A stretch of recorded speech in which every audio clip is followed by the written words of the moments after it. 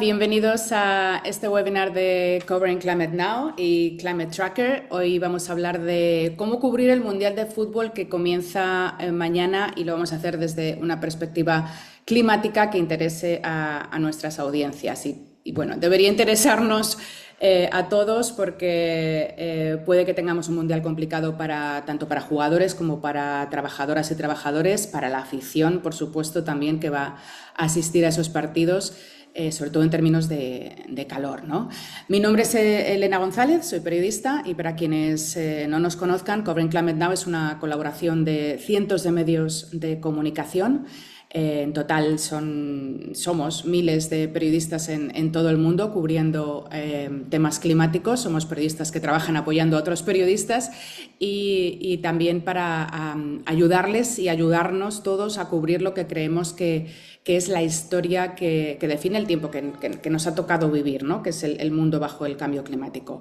En Covering Climate Now ofrecemos de forma completamente gratuita entrenamientos, organizamos premios para periodistas de todo el mundo y publicamos boletines tanto en inglés como en español para que ustedes no se pierdan nada en cuanto a información climática y para que puedan tener todas las herramientas que se encuentran disponibles para reportear con más seguridad sobre el clima, además de construir bueno, pues un poco de comunidad y apoyarnos entre nosotros, entre periodistas. Unirse a Covering Climate Now no cuesta nada, es completamente gratuito, así que les animo que vayan a nuestra web, a coveringclimatenow.org y le echen un vistazo para que se suscriban también a nuestros boletines, que por cierto, hoy sale Radar Clima, que es nuestro boletín semanal en español y lo hemos dedicado precisamente al tema de hoy, al Mundial de Fútbol.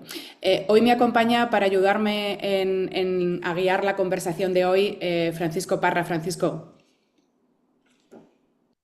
Muchas gracias, Elena, y un saludo a todos, a todas quienes nos están viendo. Buenos días, buenas tardes, desde donde estén. Mi nombre es Francisco Parra, yo soy director de Climate Tracker América Latina. Climate Tracker es una organización internacional sin fines de lucro que está basada en Santiago de Chile y el objetivo principal que tenemos es apoyar, formar, incentivar un mejor periodismo climático en toda la región de América Latina. Esto es una labor que nace con la convicción de que el periodismo puede generar impacto, pero reconocemos que muchos periodistas no tienen la formación especializada, no tienen el apoyo, no tienen los recursos para identificar, para narrar las historias relacionadas al cambio climático que quieren contar y que este es un reto mucho más grande también en países muy afectados por el cambio climático, como son los países de latinoamericanos, ¿no? Que es una región que no lidera emisiones globales, pero la crisis climática termina alimentando siempre las vulnerabilidades y las desigualdades que son tan propias de nuestros países. Muy felices de compartir este espacio con ustedes y Elena, te devuelvo ahí la palabra para que sigas. Listo, gracias por el pase. El Mundial comienza mañana, como saben, se va a disputar bajo amenaza de temperaturas muy altas, que además, y de esto es una de las cosas de las que querríamos hablar, podrían alterar para siempre la forma en que se juega el fútbol bajo estas condiciones de calor extremo. Comienza mañana, como decíamos, hasta el 19 de julio. Son 16 ciudades las anfitrionas en Canadá, en México y en Estados Unidos que van a acoger a los equipos que van a competir por la Copa. Mañana arranca en el estadio Azteca de Ciudad de México, juegan México y Sudáfrica y la final se jugará en Nueva York, Nueva Jersey, en ese estadio. Algunas de las ciudades anfitrionas, Monterrey, Dallas, Miami, son ciudades a las que deberíamos prestarle atención, a todas por supuesto, pero en estas se esperan temperaturas de más de 35 grados en algún momento del torneo. Y esto además con la previsión de un niño que viene este año súper cargado, pues podría poner en riesgo la salud de jugadores, de trabajadores y de aficionados. El calor extremo causa, como saben, golpes de calor, deshidratación e insuficiencia renal, entre otros agravamientos de enfermedades crónicas. Y para quienes no lo sepan, es la principal causa de muerte relacionada con impactos climáticos, así que es una cosa bien seria. Les recuerdo que la ciencia lo que nos dice es que toda ola de calor que se registra hoy en el mundo es ahora más intensa y más probable que ocurra debido al cambio climático. Y vamos con los panelistas, ¿no, Francisco? Ya. Sí, vamos a presentar a los panelistas que nos van a estar acompañando en la conversación de hoy. Primero con Johanny Ponce, quien vive en Miami y lleva más de 25 años trabajando como periodista en televisión, radio y prensa. Comenzó con solo 21 años en el Universal de Venezuela, lideró Boya Cero, un servicio de noticias sobre cambio climático dirigido a la comunidad latina en Estados Unidos, y ha cubierto la Copa Mundial de la FIFA el 94, 98, 2006 y la Copa América del 95-2007, aparte de otros eventos deportivos. Bienvenida, Johanny, muchas gracias por estar con nosotros aquí. Buenas tardes, un gusto estar con ustedes y bueno, hablar de tres de las cosas que más me gustan, periodismo, fútbol y sobre el calor particularmente, porque creo que es el evento extremo que todos padecemos de alguna u otra manera.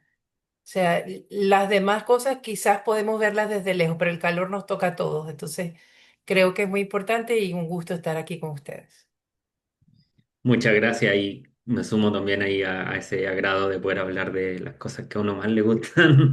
Me identifico también en eso. Y también nos acompaña Fermín Cobb, quien es el editor adjunto para América Latina de Dialogue Earth. Vive en Buenos Aires, Argentina. Es capacitador, mentor también de la Earth Journalism Network y docente universitario. Tiene un máster en Medio Ambiente y Desarrollo, posgrado en Derecho, Economía y el Cambio Climático y ha cubierto 12 conferencias del clima en Naciones Unidas. Muchas gracias, Fermín, también por estar aquí con nosotros. Gracias, Fran, gracias, Elena, por la invitación. Y bueno, me sumo a las palabras de Johanny. Creo que es el tema que tenemos que estar hablando, así que muy buena idea de organizar esta actividad y un saludo a todos y todas que nos están escuchando. Listo, gracias a los dos. Antes de, bueno, de comenzar a hacerles algunas preguntas y lanzar la discusión, me gustaría que viéramos primero un videíto, un video muy cortito. Es un fragmento de una pieza de CNN en español y así situamos el tema. Let's see the video, David, please.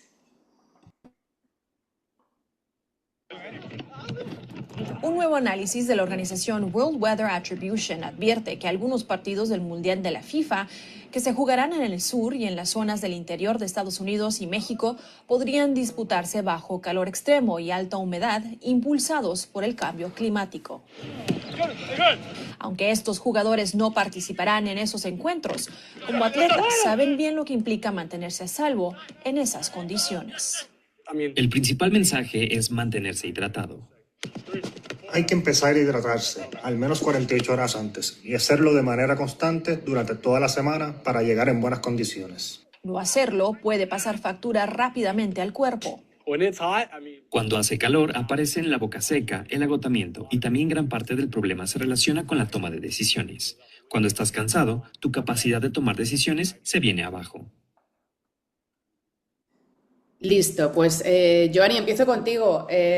Has cubierto 3 mundiales y en este los científicos y los meteorólogos ya anticipan que puede que sea el peor en términos de calor y esto lo van a sufrir tanto jugadores como el público que va a ver los partidos. ¿De qué riesgos estamos hablando? En este video algunos jugadores han puesto algunos sobre la mesa, pero por tu experiencia.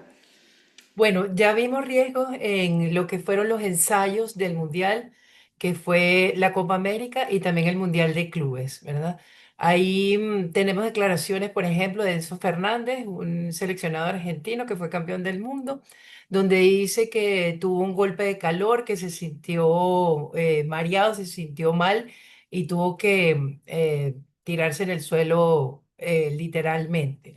Entonces, hay varias cosas que tenemos que explicar de cómo ha cambiado el fútbol, porque justamente hoy, revisando la prensa, veía Mundo Deportivo, donde Camacho, que fue seleccionador de España y también fue jugador, si no me equivoco, en el Mundial del 82, él decía, no, nosotros jugábamos con 45 grados de calor y sin tomar agua. Bueno, el fútbol ha cambiado muchísimo en ese sentido. Ahora las tácticas son diferentes.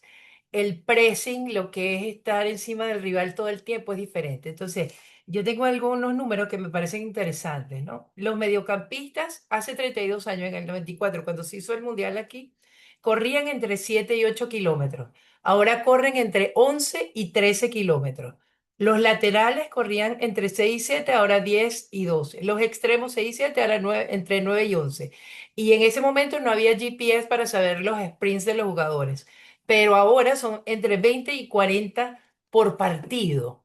Entonces, las condiciones físicas son las que yo creo que van a determinar este mundial. Y como decía el video, lo de hidratarse, uno piensa como aficionado, como periodista o algunos jugadores que no están bien entrenados que es solamente tomar agua en el momento. No, la hidratación tiene que empezar muchísimo antes, aunque no tenga sed, para aguantar ese calor. Entonces, este mundial es como el más grande en todo. Tiene más partidos, que son 104 partidos, es el que va a tener más calor, es el que va a estar en tres sedes, o sea que ambientalmente em, el hecho de hacerlo en tres sedes es terrible, pero en todos los sentidos es terrible, por los viajes, por todo, pero con respecto al calor, es eso, prepararse muy bien, todos, aficionados, periodistas, jugadores, y que creo que al final se va a imponer es eso, el físico es lo que se va a imponer, el que esté mejor preparado, el que esté mejor hidratado, no necesariamente el más talentoso, porque las condiciones van a ser muy, muy, muy difíciles. Las temperaturas, por ejemplo, en el 94 el promedio era 18,2 centígrados, ahora son 19,66, es decir, en promedio subió 1,44, que es bastante. Y lo que había prometido la FIFA era tener estadios techados, pero resulta que nada más hay 4 estadios techados. Y hay otra cosa, uno se preguntaría, pero ¿por qué FIFA pone esto, por ejemplo, jugando a las 12 del día en este calor? Es por los derechos de la televisión. Ellos han recibido más o menos en los últimos 3 años casi 4.500 millones de dólares en derechos de televisión. Entonces manda la televisión. ¿Por qué? Porque España, por ejemplo, que juega a las 12 pero juega en un estadio techado, ese sí, van a ser las 6 de la tarde en España. Entonces, bueno, es mucha información, son muchas cosas, pero mi punto es que creo que el calor va a ser determinante y aparte que lo podemos hablar después para dejar hablar también a Fermín, que está cambiando la dinámica del juego por lo de las pausas de hidratación. Eso lo podemos hablar luego.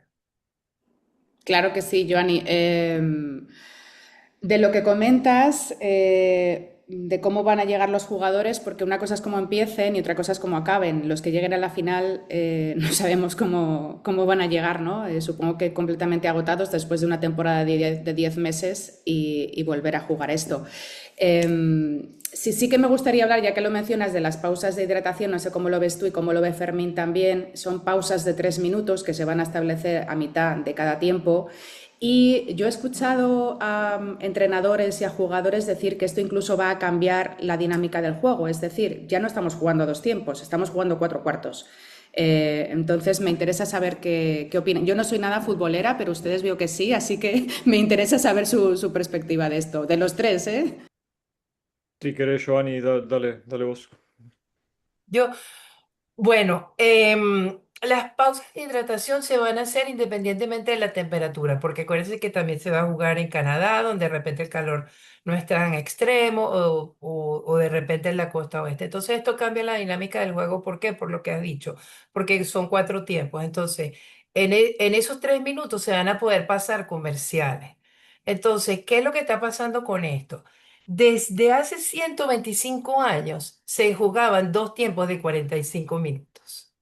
Entonces, haciendo estos 4 tiempos, de alguna manera también perjudica al equipo que está liderando el partido, porque cortas el juego, cortas esa presión y aparte te pueden enfriar un poco los músculos, de hecho. Pero ¿por qué lo hace FIFA? No lo hace solo por el calor, lo hace por poder pasar comerciales y para llegarle más al público estadounidense que está acostumbrado a deportes de élite que son completamente, que son de 4 cuartos, que se van, que, bueno, hay uno de tres, el hockey de tres, pero que se van cortando constantemente porque no sé, no se concentran los 45 minutos por lo general. Y bueno, y no es solamente decir los estadounidenses, porque yo escuchaba a Piqué, a Gerard Piqué, que inventó una nueva liga que es la Kings League y todo eso, que es diferente. ¿Verdad? Y él decía, no, porque es que mi hijo, cuando estamos viendo el fútbol por 45 minutos, ve el teléfono, hay pausa. Entonces, ellos alegan como que ya la gente no se puede concentrar en un partido 45 minutos y yo difiero. Me parece que las causas de hidratación son necesarias cuando hace calor, pero va a cambiar la dinámica del juego, así como hubo otros cambios, esto va a cambiar y a cortar. Y bueno, tampoco sé, y eso quizás lo sabe mejor Fermín que yo, si esto se va a hacer solamente en el Mundial o de ahora en adelante se va a hacer cuando las temperaturas tengan o sea, suban hasta cierto punto. Eso no lo sé. Sí, hay algo ahí súper interesante que menciona Johanny con la pausa de hidratación y lo cuento mi experiencia personal. Yo soy hincha de un equipo acá en Chile, de la Universidad Católica, y la pausa de hidratación se instaló como prueba durante la Copa Libertadores. Entonces estábamos acá jugando en Santiago, en el estadio que queda en la precordillera, con lluvia a 8 grados, con mucho frío, y había una pausa de hidratación. Como, entonces ahí no tiene ahí uno se pregunta como cuál es el sentido de hacer esa pausa en condiciones de frío y esa pausa como genera mucho, generó mucho como resquemor de hinchas, ¿no? Como a la gente no le gusta la pausa de hidratación en el estadio. Y es como un poco difícil decir, pero bueno, cuando hace calor sí se justifica, pero cuando se hace frío no. Y hay otro punto que también me llamó mucho la atención de lo que dices, que este mundial también tiene tuvo como varias advertencias, ¿no? Como en 2024 se jugó la Copa América en la misma época en Estados Unidos.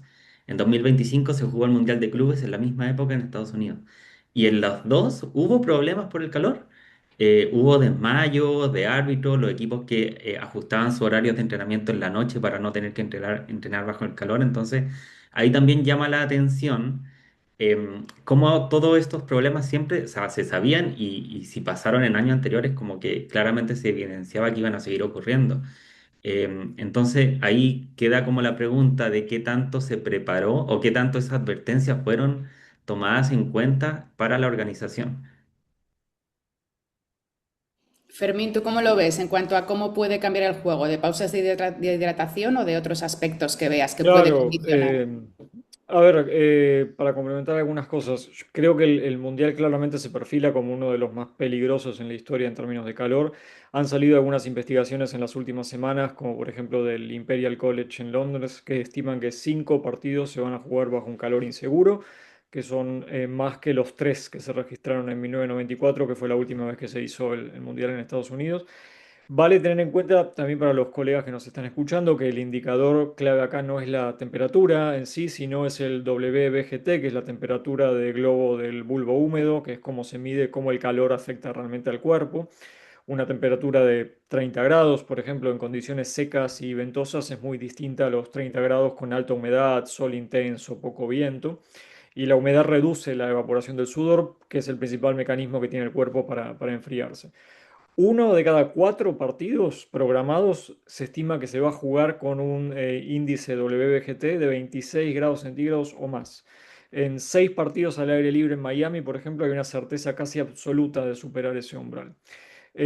Hubo una carta abierta, para que tengan como referencia, de 70 jugadores profesionales activos y retirados, pidiendo a la FIFA que actualice las guías de calor previo al Mundial, marcando efectos desde mareo, fatiga, calambres musculares, la posibilidad de correr menos, incluso.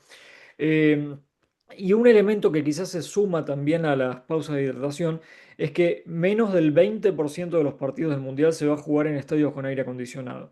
En Houston, por ejemplo, se espera que la temperatura interior esté, que donde va a haber aire acondicionado, esté en unos 22 grados centígrados y eso agrega un nivel de desigualdad competitiva también, porque hay equipos que van a jugar toda la fase de grupos en estadios climatizados, mientras que otros lo van a hacer bajo el calor de Miami o Monterrey.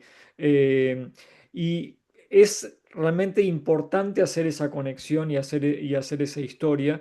Y no necesariamente solo en los jugadores propiamente dichos, que hay estudios que van a mostrar, que muestran que van a haber afectado su rendimiento, sino también en todas las personas que rodean a lo que significa un mundial, el vendedor ambulante, los árbitros, el público, es decir, la historia incluso va más allá de los jugadores y tratar de localizarlo, ¿no? A la medida de lo posible, hacer esa comparación histórica, como yo les hacía recién siempre sirve, por ejemplo, hablar de, bueno, cómo aumentó la frecuencia de días extremadamente calurosos, comparando los mundiales, todos esos datos están, las investigaciones están hechas. Visiten la página, por ejemplo, de Climate Central, que tiene muy buenas investigaciones sobre el mundial. Pero también pensar, no sé, preguntas como quiénes están sufriendo más, las comunidades de bajos ingresos, trabajadores al aire libre, adultos mayores, hablar de infraestructura. Hay muchas preguntas que se me disparan y bueno, sé que vengo hablando mucho, así que me voy a pausar acá, pero creo que es un momento muy interesante para estemos de manera presencial en la ciudad de sede o lo sigamos de manera remota. Hay muchas posibilidades de coberturas interesantes que se pueden hacer. Sin duda, Fermina, y esa es la invitación también aquí para todos los colegas, como que se hagan esas preguntas. También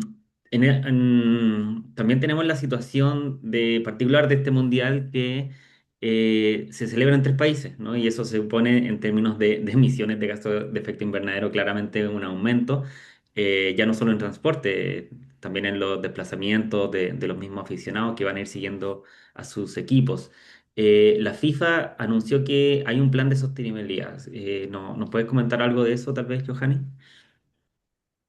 Bueno, eh, yo hice una nota en Yale Climate Connection sobre eso, sobre el plan de sostenibilidad de la FIFA. Y aquí hay que decir dos cosas. Primero que, bueno, todo queda como en promesa, porque no veo que se haya hecho demasiado. Y también hay una responsabilidad que es bueno para los colegas que están cubriendo el mundial, que no necesariamente tienen que tener una credencial, porque yo siempre pienso que para cubrir un mundial, todo lo que tiene que ver con jugadores y juegos es excesivamente explicado. O sea que lo ideal es hacer cobertura de color y este tema del clima lo vale así, ¿no? Entonces, las ciudades sedes también son responsables de todo lo que tiene que ver con el plan de sostenibilidad. Entonces, yo pienso que no están siendo lo suficientemente responsables en eso y eso es una buena nota para investigar. O sea, ¿qué están haciendo las ciudades sedes para poder proteger a aficionados, a jugadores? Y una cosa que nos quedó de lo que estábamos hablando anteriormente es la cantidad de partidos que juegan los futbolistas ahora. Hace 32 años, en el 94 era un promedio de más o menos 40 a 50 partidos. Ahorita estamos hablando de 70 a 80 partidos. Solo quiero decirles esto, por ejemplo, Jude Bellingham, el jugador inglés, antes de los 21 años tenía 251 partidos. David Beckham a los 21 años tenía 54 partidos. O sea, es una cifra notable porque los calendarios cada vez son más difíciles. Entonces, no solamente que los jugadores se van a enfrentar al calor extremo, sino que vienen de una temporada que es demasiado demandante porque hay demasiados torneos, porque FIFA se ha expandido demasiado. Entonces, son más torneos, más partidos, ahora el mundial más grande, más calor, más todo. Entonces es como sobrecogedor todo esto, ¿no? Y, y con respecto al plan de sostenibilidad, fíjate, yo en esa nota FIFA no habló conmigo. Yo llamé y no me atendieron. Pero luego me mandaron diciendo que ellos van a hacer reforestación. Entonces yo le dije, bueno, cuando la hagan yo hago la nota, porque yo no puedo hacer notas en base a promesas que no sé si se van a cumplir o no se van a cumplir. Y bueno, otra cosa también es la desinformación. Eso es importante, ¿no? Que las personas y los periodistas, nosotros tenemos que ser responsables en cuanto a eso. porque veía una nota el otro día donde decían, ¿no? De las canchas, ¿no? Que si las canchas van a ser sintéticas o que si van a ser híbridas, no. La FIFA dice que las canchas tienen que ser naturales y así lo van a hacer. El problema es que cuando se termina el mundial es muy posible que vuelvan a ser sintéticas, ¿no? Entonces, ¿y por qué hablo de esto de sintético? Porque también es una nota que pueden hacer los colegas. Las canchas sintéticas, que muchas veces no sabemos ni de qué están hechas, con el calor extremo, y por eso lo traes a la mesa, pueden emanar sustancias tóxicas y microplásticos.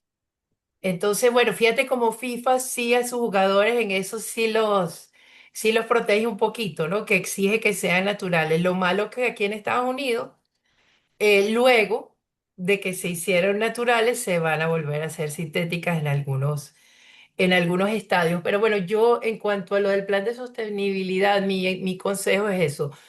Busquen las ciudades sedes, hablen con las alcaldías a ver qué es lo que están haciendo, porque tampoco podemos dejar toda la responsabilidad de FIFA, que ese plan para mí son promesas y más promesas, y bueno, vamos a ver. Ya verán en Gel Climate Connection mi nota. Si hay reforestación, pues yo la haré, pero hasta el momento lo que no es seguro no lo voy a escribir. ¿Te puedo agregar una cosa, Fran? Creo que hay algunos factores también que se suman a lo que dice Giovanni que lo vuelven diferencial a este mundial. Primero es de dónde vienen las emisiones. En Qatar se construyeron 7 estadios nuevos, lo que fue un cuarto de la huella de emisiones. En 2026 se van a usar recintos que ya existen, por lo que se reducen emisiones de ese rubro, pero el transporte de los espectadores se estima que va a ser más del 85% de las emisiones frente a lo que fue el 50 y pico por ciento que fue en Qatar. El torneo también se hace en una extensión de 4.500 kilómetros, de Vancouver a Miami. Entonces, los aficionados internacionales, por lo que estuve leyendo, son 35% de la asistencia y van a producir el 74% de las emisiones, por lo que es también un cambio significativo en la historia que estamos contando. Y también, como decía Giovanni, en la rendición de cuentas. Hubo un regulador suizo que ya encontró que las afirmaciones de neutralidad de carbono en Qatar eran falsas y engañosas. Entonces es muy bueno lo que trae Giovanni de pensar, bueno, ¿qué hay atrás de esa reforestación? ¿Son créditos de carbono? ¿Están verificados o no? Realmente el ojo crítico ahí es muy importante y darle seguimiento, que no quede solo en el mundial, porque muchas veces estos son notas más de largo aliento. Y un dato que quizás se le vuelve más dificultoso a la FIFA para responder a ese programa de sostenibilidad es que hubo una evaluación independiente de una plataforma que se llama Greenly que calculan 7,8 millones de toneladas de CO2, que es el doble de las emisiones reportadas que en Qatar. Entonces es un número realmente muy significativo. Entonces, realmente pensar y descomprimir y entender esos números es importante también. Sin duda. Y la nota que hace mención Johanny aquí está en el chat para que la puedan revisar y leerla completa. Ahora, esto para ambos, para el que lo quiera tomar. En otras copas del mundo también se daba la situación en que se ponía atención en ciertos daños a comunidades, colectivos que estaban relacionados a este tipo de macroeventos, ¿no? Como el desplazamiento de los residentes de las favelas en Brasil para 2014, las condiciones laborales de los trabajadores que construyeron toda esa infraestructura que se necesitó para el Mundial de Qatar en 2022. ¿Dónde creen, y aquí cualquiera puede tomar la posta, que deberíamos poner esa mirada este año? Bueno, yo creo que los trabajadores son básicos y ahí es donde están las verdaderas historias, donde podemos entender el cambio climático y la trascendencia de lo que es el calor extremo. Aquí en Miami, aquí en Florida y federalmente, no hay una ley que proteja a los trabajadores que laboran al aire libre.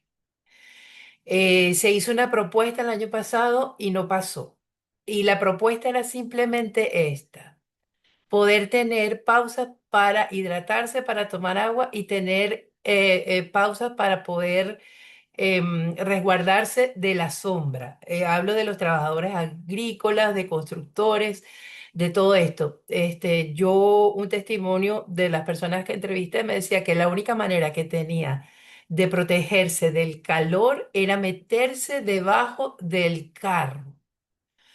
Entonces, claro, en el mundial de repente no va a ser tan así, pero a las personas que venden mercancía afuera, todo, a los que son contratados por FIFA, a los voluntarios, porque bueno, a mí me parece increíble que este torneo tenga voluntarios, porque bueno, la FIFA no es una ONG y hay voluntarios que pasan calor y que no les pagan y que están ahí. Entonces, yo creo que sería importante esto, preguntarles si ellos les dieron cursos para protegerse del calor, si están bien resguardados, qué han hecho, o sea, qué ha hecho FIFA o qué ha hecho la propia alcaldía, por ejemplo, en este caso de Miami, para proteger a estos trabajadores del calor, porque yo sé que quizás en otros países hay leyes que los protegen.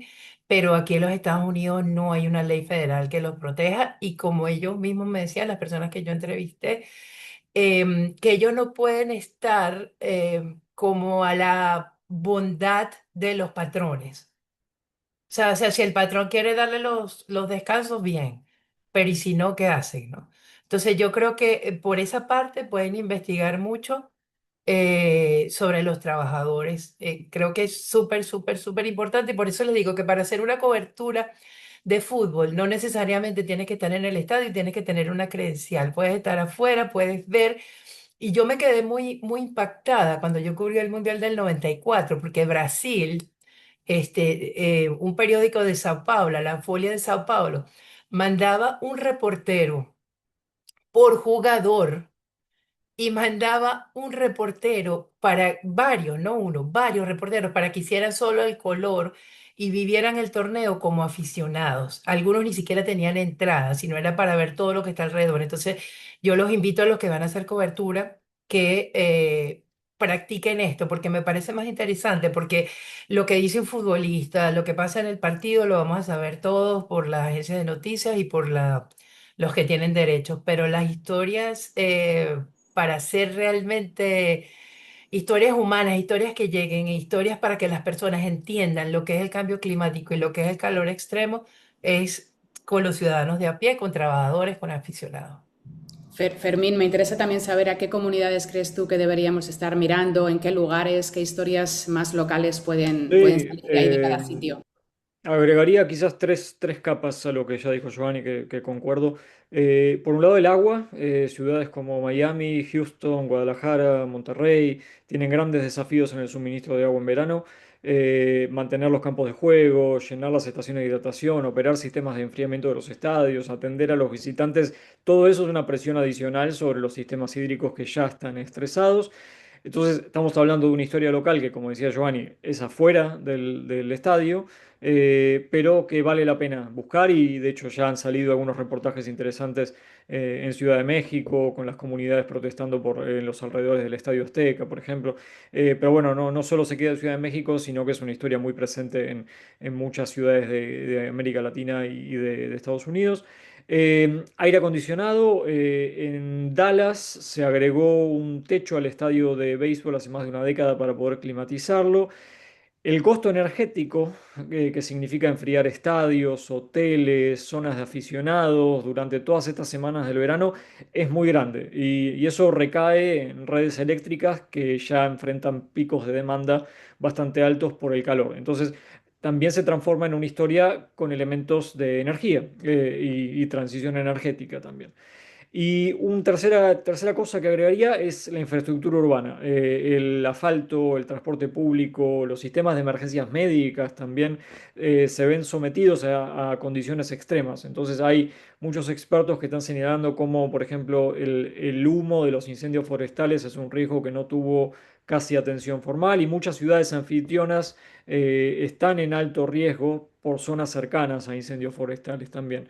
Entonces, preguntarnos si están preparadas estas ciudades para el calor extremo, no solo por el mundial, sino también en los años que vienen, pensando en historias de adaptación al clima y al calor, es muy interesante y creo que el eje pasa en lo que decía Giovanni, la posibilidad de contar historias fuera de la cancha, en ciudades que tienen mucho para contar, con historias muy ricas, y es cuestión de buscarlas y encontrarlas.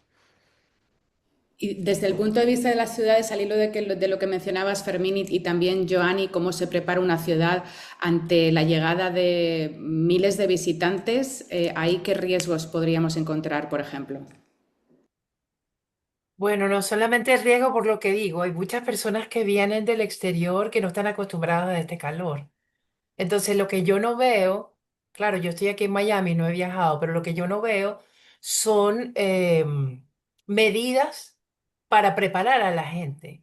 O sea, no las veo ni en los estadios, ni cerca, ni nada. Entonces, es como, eh, no quiero que pase lo que pasó en Orlando en 1994, que hubo 160 personas que tuvieron que ser atendidas por el calor extremo y 12 de esas se hospitalizaron. Esa información está en New York Times. Yo también me sentí muy mal en el 94 y era muchísimo más joven. Y recuerdo una anécdota, era que inclusive tenía unas sandalias, que bueno, tampoco eran las sandalias más caras y aquí iba una cosa, cómprese cosas buenas que duren, no cosas más o menos, pero a mí el zapato se me derritió, se despegó y se me derritió en el 94. Y en la Copa América del 2007, en Maracaibo, la final era Argentina contra Brasil. Yo a los periodistas se les da no solamente la credencial, sino un ticket para entrar. Yo tenía el ticket para entrar y realmente el calor era tan sofocante que yo, que no estaba haciendo nada, que estaba sentada, dije, no, no, yo voy a verlo en el centro de prensa.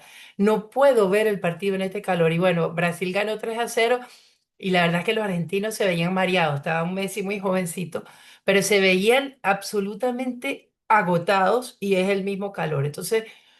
Yo creo que las personas deben prepararse, eso también es un trabajo de nosotros los periodistas. Hay nuevos elementos, que yo he visto que los jugadores están usando, collares con hielo, chalecos con hielo, ya hablamos de la hidratación, la ropa, o sea, eso de ponerse algodón ni pensarlo, hay que ponerse esa tela sintética que te protege de los rayos del sol, no me viene el nombre ahorita, la que usamos en los trajes de baño y eso, esa es la tela que hay que usar. Entonces, bueno, los riesgos son grandes y uno se pone a pensar que el fútbol con tantos obstáculos y tantos problemas y tantas críticas a FIFA y todo esto, cómo la gente viene, pero bueno, es una pasión que yo la puedo entender, pero tienes prácticamente todo en contra, ¿no? Y otra cosa es que, bueno, en un estadio de fútbol quieres tomar alcohol regularmente, un aficionado, y eso te deshidrata más. Eso no está bien. Y bueno, aquí creo que se va a poder vender alcohol hasta una cierta hora. Ya después no, o sea, para evitar riesgo. Pero sí, sí, lo veo complicado desde todo punto de vista. Ojalá que nos sorprendan y no sea así, pero hay que tomar medidas y bueno, también yo pienso en las soluciones. ¿Cuáles serían las soluciones? Criticamos muchísimo el Mundial de Qatar.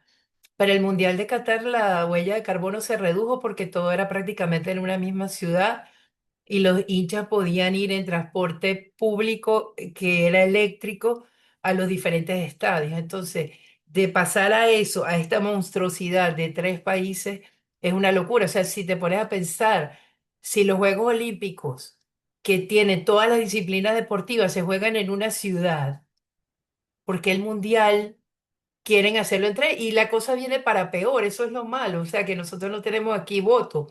Viene para peor porque en el 2030 se van a jugar unos partidos en Uruguay, creo que en Paraguay y en Argentina y en España y Portugal. Entonces la cosa viene para peor. Entonces no hay muchas esperanzas con FIFA, la verdad. Y es como decía Fermín, hay que ver qué es lo que se hace. Hay que seguir, o sea, porque se acaba el mundial y es lo que hablábamos antes de empezar el webinar. Hubo muchas críticas con Qatar, pero al final los números fue que 5.000 millones de personas vieron el torneo. Y ahí se queda. Y se queda Argentina campeón y se queda Argentina la mejor final de la historia, pero hay que ver qué es lo que va a pasar después de este mundial con los estadios, con lo que prometió FIFA. Eso es muy importante y ahí pueden tener muchas notas interesantes que crear y que investigar. Fermín, ¿tú cómo lo ves desde el punto de vista de la gente que acude, cómo se puede informar a la población para que esté más preparada? Sí, a ver, coincido con el diagnóstico de Giovanni, me parece totalmente correcto. Creo que por un lado tenemos que pensar en nosotros mismos como profesionales, particularmente los y las que van a estar cubriendo en territorio, bajo calor extremo. De la misma manera que estamos reporteando sobre trabajadores en riesgo, también tenemos que pensar en los y las colegas, hidratación constante, ropa adecuada, identificar áreas de sombra, zonas de descanso, reconocer los síntomas de golpe de calor. Que cubramos el calor del mundial no debería significar que ignoramos nuestras propias condiciones de trabajo y eso creo que es importante tenerlo en cuenta. Eh, Creo que gran parte de las historias que se pueden encontrar en el mundial van a estar en el calor, sobre el calor y en las personas afectadas sobre el calor. Es como es el punto de partida, gran parte de lo que estamos hablando, ¿no? Con quizás dos mundiales que ocurren al mismo tiempo. Por un lado está el que sigue la pelota y por otro lado el que sigue el calor. Eh, Vamos a tener los corresponsales deportivos narrando los partidos y nosotros, los periodistas más ambientales y climáticos, mirando qué cambió por el calor, cómo se afectó, cómo afectó a los jugadores, cómo afectó a las personas que van estando. Y es realmente el protagonista de la historia, el calor, digamos, quizás el error que puede aparecer es al cubrir eventos deportivos como este y otros más, con calor extremo, es tratarlo como algo contextual, sino la oportunidad acá está en que el mundial nos ofrezca la posibilidad de revertir la ecuación y entender al calor como algo que no ambienta la historia, sino que es realmente la historia a contar acá, y cubrirlo con la misma rigurosidad que vamos a cubrir la lesión de un jugador o la polémica de un árbitro. Eh, y es algo que realmente lo puede hacer cualquiera, o sea, no es que tienen que ser periodistas climáticos. Conozco y conocemos decenas de periodistas deportivos que han incorporado la temática climática en sus coberturas y es fantástico que así sea. No significa que se van a volver periodistas especializados en clima, pero significa que van a incorporar la variable en su trabajo cotidiano de seguir deporte. Y es ahí donde está la posibilidad de combinar esos dos mundos que nos dejan una gran oportunidad. Y espero que sea el caso, que esté Giovanni acá, que cubrió tantos mundiales y que tenga el chip de clima en la cabeza, es fantástico. Y espero que encontremos historias parecidas. Creo que comparando con el mundial anterior, creo que me pone contento ver la muy buena cobertura que ha habido en los últimos meses previo al Mundial. Han salido historias fantásticas, y eso demuestra que se está dando lo que decimos, ¿no? Que ya no es solo una historia climática, sino que atraviesa redacciones, atraviesa colegas y así se está entendiendo. Y es muy bueno que sea así. Qué buen concepto ahí nos deja Fermín del mundial paralelo, seguir al calor como un mundial paralelo también. Les recuerdo también pueden hacer preguntas en el chat, en la sección de preguntas y respuestas. Aquí ya nos dejaron un par, se las leo para que las podamos responder. Mariela Campos nos pregunta desde su punto de vista, ¿qué podemos considerar para empezar a cubrir el siguiente mundial que se realizará parcialmente en nuestra región, particularmente para los hinchas y seguidores que seguramente se movilizarán? Y ahí como contexto, lo mencionaba ahí también Johanny antes, este mundial que ya es histórico por tener tres sedes, el siguiente va a tener seis sedes y va a tener tres en América Latina, Argentina, Uruguay y Paraguay, además de España, Portugal y Marruecos. Se las dejo ahí, no sé quién quiere tomar esta pregunta. Bueno, y ahí va a haber una diferencia en cuanto al clima, porque es el invierno en Uruguay, por ejemplo. Yo cubrí la Copa América del 95 y el frío era grande, porque uno no ve nieve, sea, ya sería el otro extremo, porque uno no ve nieve y se confía y el frío es grande, ¿no? Va a haber un partido ahí en el Estadio Centenario. Entonces, bueno, creo que ahí es importante lo de la huella de carbono, lo de los viajes, cómo van a manejar eso. O sea, yo no creo que, por ejemplo, un hincha de Uruguay para conmemorar el centenario, que son 100 años del primer mundial, pueda viajar, o sea, vaya a hacer toda la trayectoria de ver un partido en Montevideo para luego viajar a Europa, me parece complicado. Pero aquí hay una diferencia también, es que en Europa es mucho más fácil viajar en tren y en bus que aquí en los Estados Unidos, porque imagínense, si un hincha aquí está en Miami y quiere ver un partido en Los Ángeles, es prácticamente un viaje a Europa. Entonces la huella de carbono ahí es yo.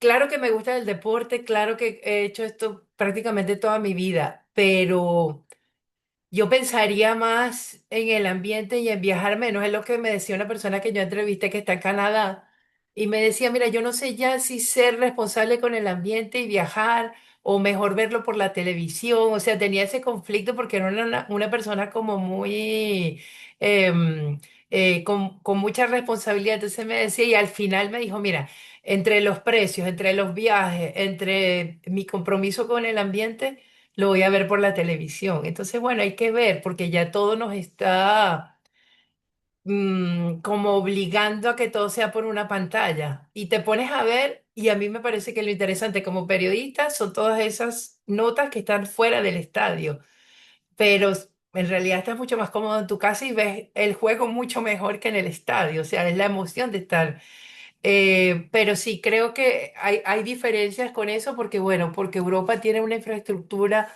de transporte público mucho más desarrollada que aquí en los Estados Unidos, que todo se hace en carro o en avión, y que en Sudamérica va a ser frío. O sea, en esos tres países va a ser frío en esa época, entonces, bueno, los desafíos van a ser otros. Tenemos otra pregunta que nos hace Ana Bueno, que es reportera ambiental de N Univisión en Houston, que es una de las ciudades anfitrionas, así que seguramente le toque cubrir algo. Y Ana les pregunta a ustedes, ¿realmente está siendo una solución trasladar entrenamientos y partidos a horarios de tarde o noche para mitigar el calor, considerando, por ejemplo, el efecto isla de calor urbano? Y que incluso durante la noche no hay un verdadero descenso de las temperaturas porque estamos viendo que las temperaturas nocturnas también están subiendo. Sí, puedo agregar algo y te dejo, Giovanni, si querés. Yo creo que es una solución parcial, pero no es la solución completa al problema del calor. Mover entrenamientos y partidos a horarios vespertinos, nocturnos, ayuda porque, bueno, baja la radiación solar directa, reduce la temperatura ambiente en varios grados, disminuye el índice de estrés térmico, mejora la tolerancia del cuerpo al esfuerzo físico, por lo que todo eso es realmente bueno. Pero el problema no desaparece. El calor acumulado sigue ahí, incluso de noche la humedad puede seguir alta, el cuerpo puede no recuperarse bien si el día fue muy caluroso, los estadios, las superficies pueden retener calor acumulado, la ventilación nocturna incluso puede no ser suficiente. En otras palabras, bueno, bajar la temperatura ambiente ayuda, pero no elimina el estrés térmico en todos los contextos. Y hay un punto capaz que a veces se subestima, es que el cuerpo humano no responde solo a la hora del día, sino una combinación de temperatura, humedad, hidratación, descanso previo. Entonces, si las condiciones siguen siendo pesadas, jugar de noche empuja el problema, pero no lo termina de resolver. Entonces, en eventos como el Mundial, cambiar horarios es interesante analizarlo con un lente un poco más crítico y pensarlo todo en el paquete de cosas, digamos, como decíamos en ese sentido. Y una cosa que quizás sume también es que mover toda la noche también puede generar nuevos riesgos, como por ejemplo más exposición a la humedad, particularmente cuando son partidos por fuera del mundial en zonas tropicales, fatiga por horarios irregulares, problemas de recuperación también, aumento de consumo energético de la infraestructura en sí misma que hablábamos antes. Es decir, hay varias capas ahí para analizar, pero bueno, para agregar esos elementos. Claro, y no se olviden también de los tornados en Kansas, que bueno, ojalá que no pase nada, pero eso es un evento extremo muy importante en tomar en cuenta. Y algo que decía Fermín al principio de la charla, es que no hay igualdad de condiciones, porque cuando yo estaba viendo qué partidos voy a ver, porque de verdad que antes, hace unos años hubiera visto los 104, pero ahora realmente no. Pero bueno, voy a seguir a España y España debuta el lunes a las 12, pero bueno, debuta en un estadio con techo. Entonces, no hay igualdad de condiciones y eso también es una nota. ¿Por qué? Porque o todos juegan con el calor que van a jugar la final, como en New Jersey, Nueva York, en East Rutherford, o juegan con techo como entonces. Lo que ves ahí es que hay parcialidad, porque ayer lo estaba viendo. Alemania juega bajo techo, España juega bajo techo, o sea, como que las selecciones que están mejor posicionadas en el ranking FIFA o las que han ganado más mundiales son las que van a jugar en techo. No todas porque Brasil la tiene mal, pero bueno, Brasil está más acostumbrado al calor. Pero también hay algo importante. Nosotros decimos, sí, Brasil está acostumbrado al calor, pero ¿cuántos jugadores de Brasil que están en la selección juegan en Brasil? Eso es como el mito de lo de Bolivia y la altitud en La Paz. Este, ¿cuántos jugadores? Y de Ecuador también, que decían, no, Ecuador clasifica por la altura de Quito, tal. No, pero resulta que la mayoría de esos jugadores no juegan en Ecuador, juegan en Europa. Entonces, aquí me parece que es injusto que o si hubieran hecho todos los estadios con techo o todos sin techo, pero que uno juegue con techo y otro sin techo, me parece que no es correcto, que no está bien, que no es justo. Y al hilo de este tipo de soluciones, plantear cómo se hizo en Qatar mover el Mundial a otro mes, ¿cómo lo ven, teniendo en cuenta toda la temporada futbolística? Bueno, aquí podemos decir que, porque muchos dirán que viven aquí, dicen, bueno, pero la MLS se juega en verano, la Major League Soccer se juega en verano. Pero ¿por qué la Major League Soccer se juega en verano? Se juega en verano para no compartir con los deportes grandes de los Estados Unidos, porque lo único que se juega al mismo tiempo es el béisbol. Entonces, aquí es donde hay que ser conscientes de lo que es el cambio climático, porque todas las temporadas tienen problemas, porque tiene la temporada de huracanes, la temporada de tornados, la temporada aquí hablo sobre todo de los Estados Unidos, que es donde vivo y donde conozco más, y esta temporada de calor extremo y el invierno extremo. Entonces, ¿cuál es la solución? La solución para mí es que los estadios estén climatizados. La solución es que se juegue en una sola ciudad como se juegan los Juegos Olímpicos. Porque el fútbol no está hecho para jugarse en el verano extremo, porque las ligas europeas, por ejemplo, se terminan en mayo. Porque el fútbol, yo entrevistaba a un muchacho porque hice una nota de lo de las canchas sintéticas, que se quemó la pierna porque se cayó y él vive en Virginia. Y él me decía, pero es que aquí se juega hasta mayo. O sea, no entiendo que se juegue. Si en mayo me queme la pierna porque me caí, imagínate de lo caliente que estaba esa cancha sintética, imagínate en verano. Entonces, bueno, yo creo, para mí la solución es esa, jugar en estadios climatizados, pero ahí también hay que ver todo el tema de la energía, cómo se hace y en una sola ciudad, pero creo que FIFA no nos va a escuchar. Y alguien decía, no, el tema de los precios, el tema de esto. Bueno, recordemos que FIFA es el dueño del fútbol. Tiene más afiliados que la Organización de Naciones Unidas. Y realmente al final hace lo que quiere, ¿no? Porque es un gran negocio. Y los presidentes de las federaciones, que son como los gobiernos, votaron por Infantino y sabían que el mundial se iba a hacer aquí con todo lo que eso conllevaba. Entonces, ellos son los que tienen que votar mejor. O sea, nosotros no podemos hacer nada porque los jugadores tampoco se quejan. O sea, hicieron esa carta que mencionaba Fermín, pero al final nadie dice, no, bajo estas condiciones no juego. O sea, el propio Maradona, con lo contestatario que era en el 86, se quejó del calor porque estaba hecho para los horarios de televisión de Europa, pero sin embargo siguió jugando. O sea, al final todo el mundo se queja, pero todo el mundo sigue el torneo, sigue jugando. y es complicado, pero yo diría eso, una ciudad y estadios con aclimatación idónea. Quería preguntarles para terminar, por respetar los tiempos, que nos den los dos algunos recursos para periodistas a quienes les toque cubrir el Mundial y algunos tips para esas coberturas. Seguro. Bueno, algunos ya los mencionamos. Climate Central es un buen recurso. Hicieron una serie de webs específicas para el Mundial. La World Weather Attribution, que ya lo compartimos en el chat, que produjo un informe sobre el Mundial. El Sindicato Mundial de Futbolistas también para declaraciones de jugadores, umbrales de seguridad. Hay una guía ciudad por ciudad que se llama Cool Down de riesgos de calor también. Eh, por supuesto, los recursos de Covering Climate Now, que también son muy útiles para la cobertura.